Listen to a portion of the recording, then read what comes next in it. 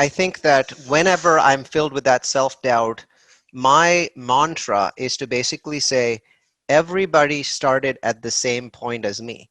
Because there's nobody that I know of that started, unless they have generation wealth, right? Which most people don't. Everybody starts at the same point as me.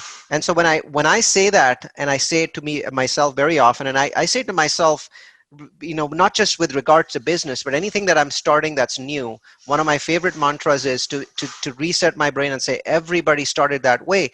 And if they didn't proceed, then no one would have ever done what I'm about to do.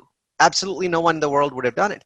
Doing new things is always scary, but doing new things is how you bring value to your life.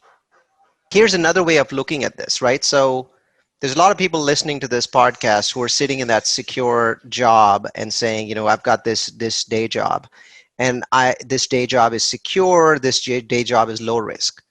My argument to you is that you're absolutely unquestionably wrong. We live in an environment where security of jobs goes downwards with every passing year. In the 1980s, if you came out of a good school, IBM would basically interview you on campus and pick you up, and you'd work there. Well, that was more like the 60s or 70s. But even in the 80s, most people coming out of good schools were getting jobs at good companies and staying there for 4, 5, 6 years. Today, the average American stays in a job for 17 months.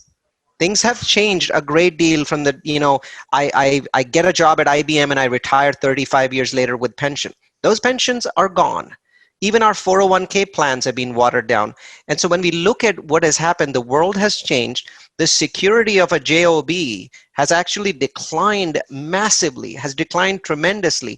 Do you know that the average graduate today, inflation adjusted, is making about $20,000 less than a graduate that came out in 1982? Right? And we all know this, the master's degree is the new bachelor's degree today.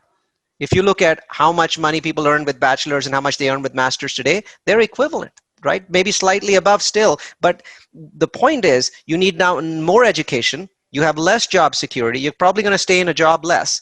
And and none of these is as important as what I'm about to say now.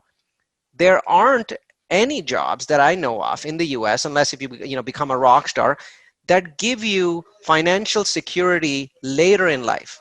So when you're saying that I'm not taking a risk by having a job, you're actually saying to yourself, I'm going to take a greater risk, a much greater risk of zero financial security at some point in the future.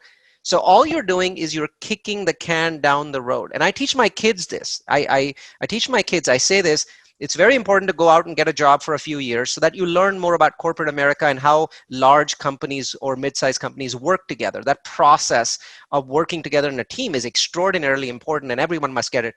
But then within the first 2 or 3 years, and go to a couple different companies, because you want that different flavor, different culture, different feel, different experiences. But by the time you're done with 4 years of job, it's time to go away, because for the rest of your life, for better or for worse, you need to control your own destiny. Bottom line, many, many more jobs are going away. So the folks that are not being entrepreneurs are actually taking a much greater risk. It's just that risk increases over time.